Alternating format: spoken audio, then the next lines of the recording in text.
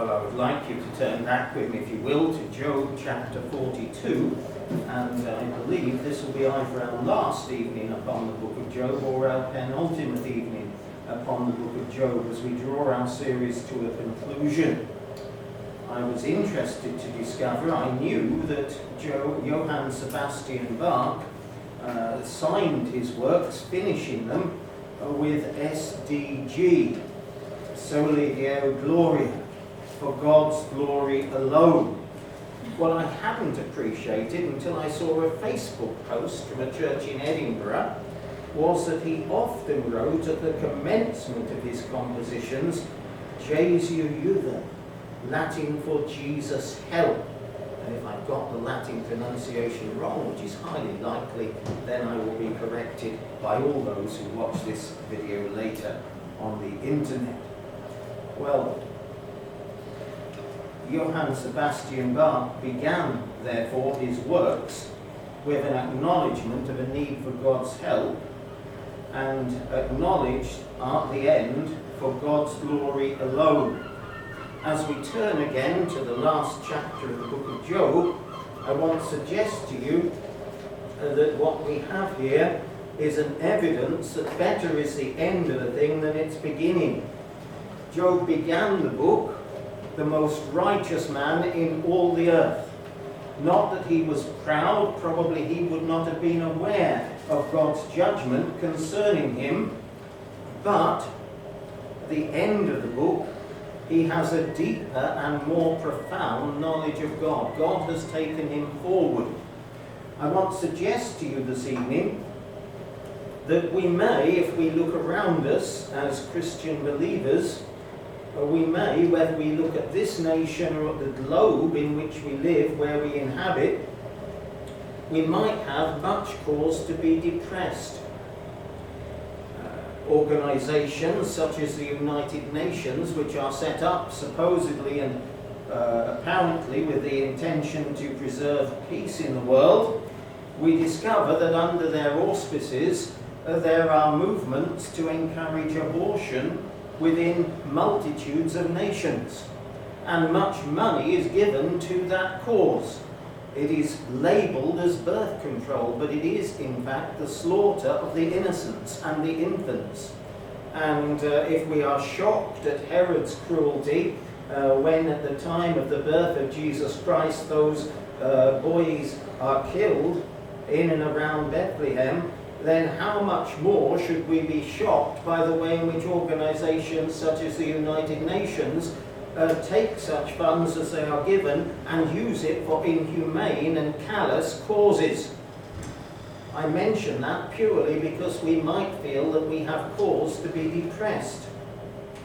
In China, there are numerous instances where pastors and ministers of churches and elders of churches have been imprisoned, have been taken away by the authorities. That is with regard to distinctly Christian matters. Of course, there are the issues where from Hong Kong, people who are engaged in some civil rights activity simply find themselves one day mysteriously transported to mainland China. And there are what we would term human rights abuses before we even come to the substantial camps in parts of China. We might well feel ourselves with cause to be depressed. It is true that if we look at the Church of Jesus Christ in this country, we will find that looking back 40 and 50 years, we may almost feel at the time of the 1970s and 1980s, where there were occasional conversions, by contrast with now, we might feel that they were almost verging towards revival, because now conversions are seldom seen. And we might well feel that we have cause to be depressed. Sometimes Christians feel that the very circumstances of their life, their health, their material circumstances in terms of what they have, they feel that those circumstances are bruising and buffeting them. we might well, if we look at these things, have cause to be depressed. But I want to suggest to you tonight that there is a balm in Gilead, that there is that which should encourage our hearts, that which should lift our spirits. And just as we considered this morning as one of our themes, that there was the promise of provision, not just from Matthew, the Sermon on the Mount, that there was provision, but the promise of provision. I've quoted before recently the woman in the Scottish Covenanting times who blessed God not simply for the porridge on her table, but that the porridge was in the covenant. She was blessing God for the faithfulness of God, the promise that secured good things for her. And I want to suggest to you tonight that as we look at the book of Job, and especially the end of the book of Job, we see in picture form, in some measure, the triumph of Christ. Christ, if you like, from the book of Revelation, riding forth upon that white horse, conquering and to conquer by the gospel. I just want for a moment to take you, before we come to the 42nd chapter of Job, to the 53rd and 54th chapter of Isaiah.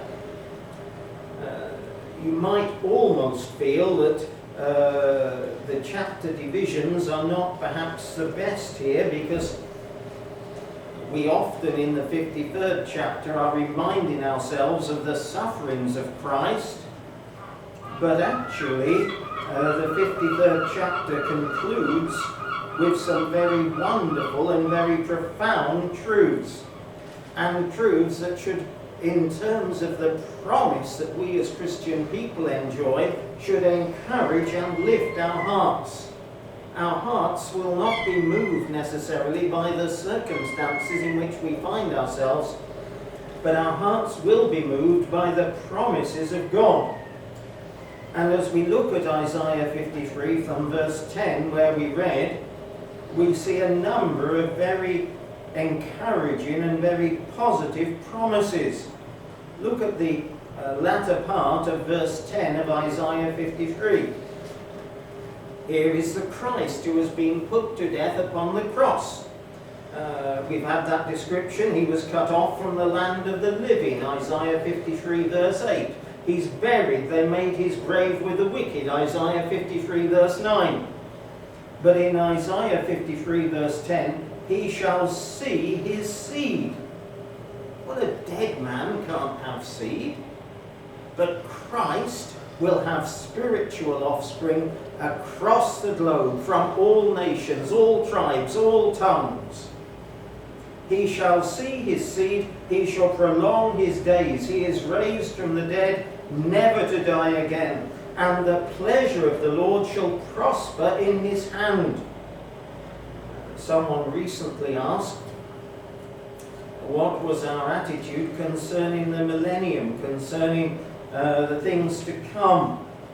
I generally say, if that question is asked, I generally say, well, I'm fundamentally amillennial, but with post-millennial leanings. Now, if that doesn't mean anything to you, please don't worry. But the point is, the post-millennial looks at the optimistic verses of Scripture, and there are so many. We began our service with the earth shall be filled with the knowledge of the glory of the Lord as the waters cover the sea. And here we read these optimistic promises. Verse 11 of Isaiah 53, he shall see of the labour of his soul. I cannot get away from the Authorized Version translation. He shall see of the travail of his soul and be satisfied. You know, what Christ has done upon the cross, upon Calvary's cross, is subjecting himself and permitting himself to be dealt with so harshly and so brutally. He's making his soul an offering for sin. It was not in vain. It was not empty. One of the saddest and tragic times of life is when someone looks back and says, was it worth it?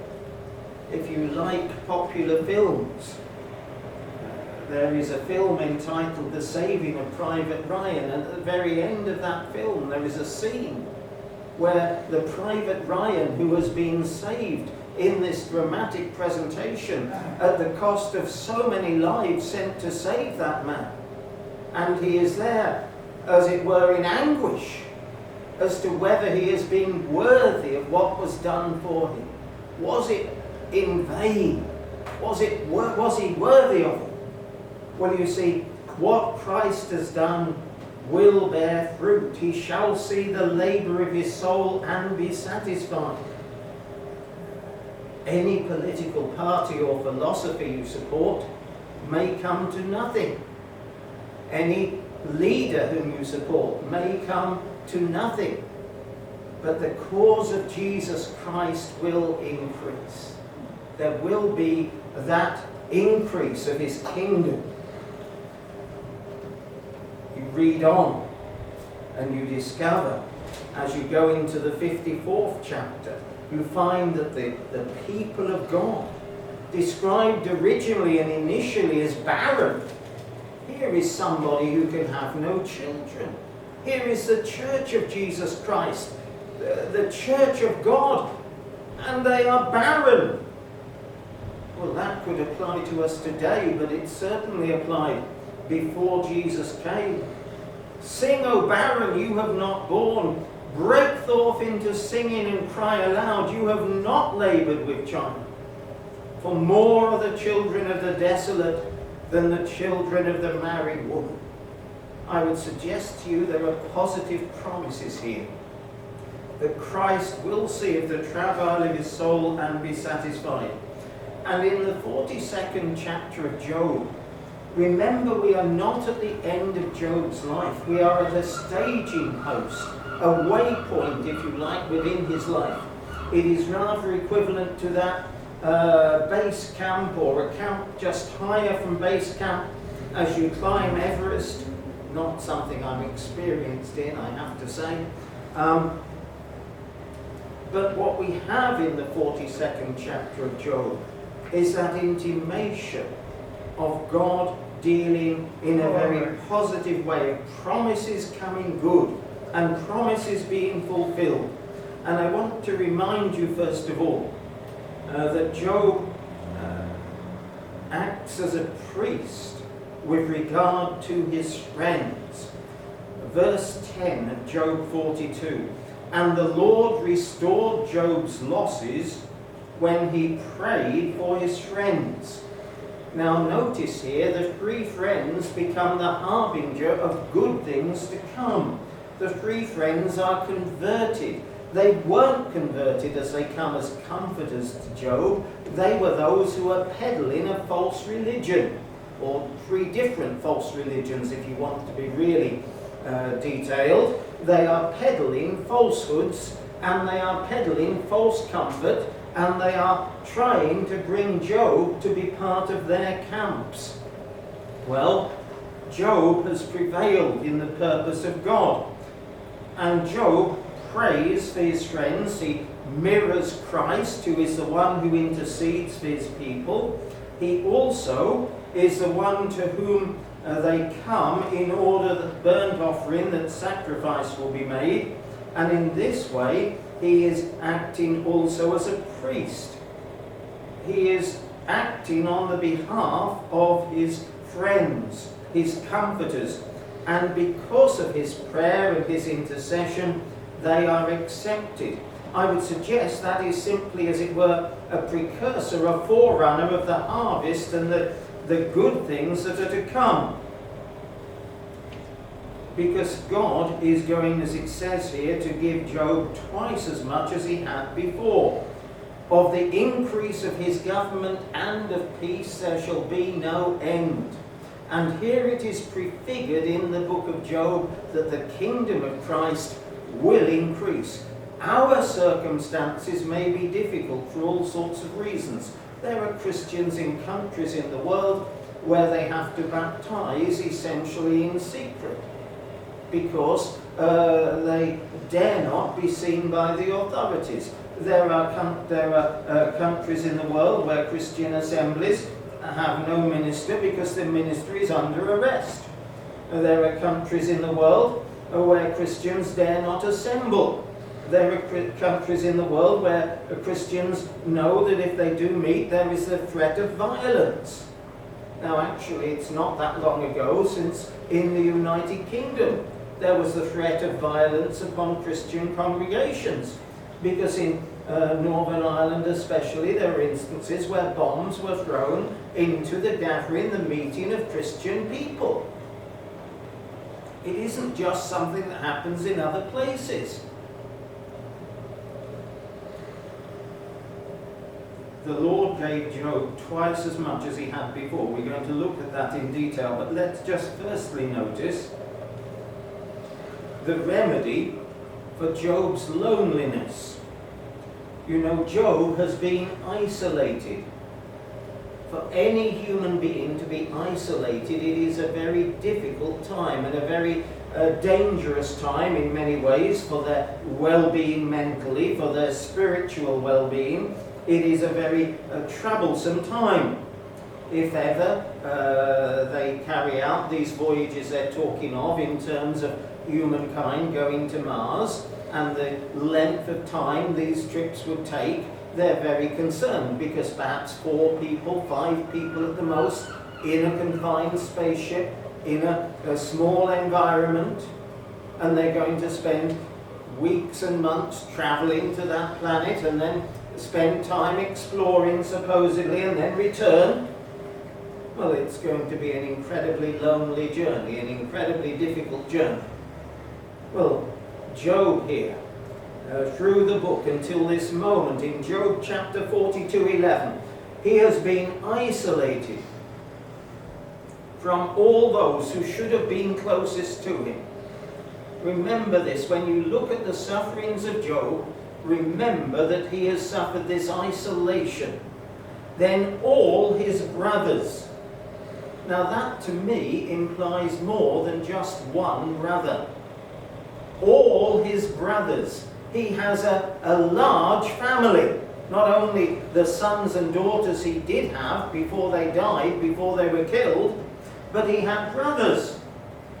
All his brothers, all his sisters.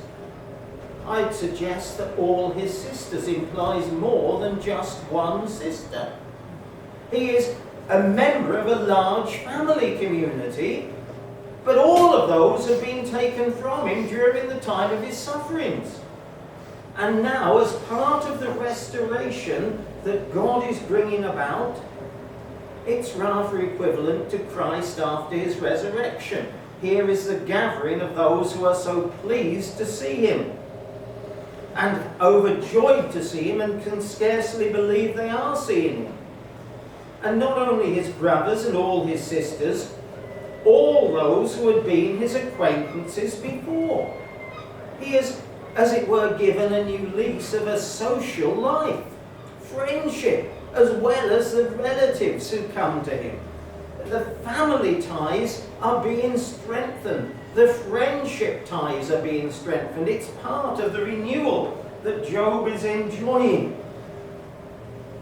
And they do what the comforters had not been able to do and not been equipped to do. They consoled him, and I believe this description would apply not only to the friends, the acquaintances, but also to his brothers and sisters. They consoled him and comforted him for all the adversity that the Lord had brought upon him. And each one gave him a piece of silver and each a ring of gold. Job is being wonderfully provided for by those who had been cut off from him for the time of his troubles. And now we read what we can take to be a great and precious promise. Now the Lord blessed the latter days of Job more than his beginning. The beginning of Job was blessed. Job has been through seasons of buffetings, seasons of bruising, seasons of isolation. You know, one of the most tragic things about the COVID outbreak that was experienced in this country was when so often there was a refusal to allow relatives to be with their loved ones in the last moments or the last hours. That, one would think, was seemingly heartless. That people were cut off from their loved ones, not able to know the touch of a human hand. Even an animal, in those last moments of life, will look for its master. A dog will look for its master in those last moments, the person who has cared for them and looked for them. And generally speaking, when a human being comes to the end of their life, it is not good that they should be alone. Generally speaking, it is good that there are people with that person as they pass. Sometimes those moments with a close family member, perhaps a father or a mother, are incredibly precious and intimate. Job now, his latter days are being blessed more than his beginning. The path of the just shines brighter and brighter unto the perfect day. There may be buffetings, there may be bruising, there may be painful circumstances, but essentially the path of the just shines brighter and brighter unto the perfect day. God is leading us in bright pathways. And there is something very interesting about the enumeration here of Job's blessing. Just make a note, if you will, in verse 12 of the blessing, for he had 14,000 sheep, 6,000 camels, 1,000 yoke of oxen, and 1,000 female donkeys. And just hold those numbers in your head and turn, if you will, to Job chapter 1 and verse 3. Because in Job chapter 1 and verse 3, you find that Job's possessions were there 7,000 sheep. You find in Job chapter 1 and verse 3 that he had 3,000 camels. You find in Job chapter 1 and verse 3 that Job had 500 yoke of oxen and then 500 female donkeys. Now, if you look at Job chapter 42 and verse 12, you discover that those numbers are precisely doubled in the blessing that God brings. However, when you look at Job 42 and verse 13, you discover that Job has 7 sons and 3 daughters. Now immediately you realize that the maths can't be the same, because you can't halve 7. So there could not have been 3.5 sons in the first chapter of Job, and indeed there weren't. There were 7 sons and 3 daughters. And I want to suggest to you that this is actually a most important verse in the book of Job, and a most precious verse in the book of Job, and a most wonderful verse in the book of Job. Earlier in the book of Job, you find that Job is firstly offering sacrifice for his sons. We would believe that he believes his daughters to be converted, but he offers sacrifice for his sons because he's not sure of their salvation. And a little later in the book of Job, he tells us, that which I most feared has come upon me. What does he mean by that? He means that his sons have died without him having an assurance that they were saved. That is the thing that most agonized his soul. His desire for his children, his desire for those around him, was that they would know God. That is the most important thing that any parent can desire for their children. That is the most important thing that any child can desire for their parents, that they might know God. And he had been desperately afraid. That which I most feared has come upon me. He had been desperately afraid that his children, his sons, might have died outside of Christ. and might therefore be suffering the penalties of hell. And I believe that when we read in chapter 42, verse 13, he also had 7 sons and 3 daughters. The glorious truth is that in order for this to be double the blessing, double the benefit, there is the implication, and I grant you it is an implication. It isn't categorical, it isn't dogmatic, but it is an implication. The implication is that the 7 sons and 3 daughters who died in that earlier chapter of Job, they are safely awaiting the arrival of their father and his family. And therefore there is double, because he has again the 7 sons and 3 daughters, and these 3 daughters are especially highlighted and given place. And we can imagine that truly Job's family circle is unbroken. You know, it's a lovely spiritual song. The family circle will be unbroken. Speaking of believers in the family, all the family believers and all the family reunited in the glory.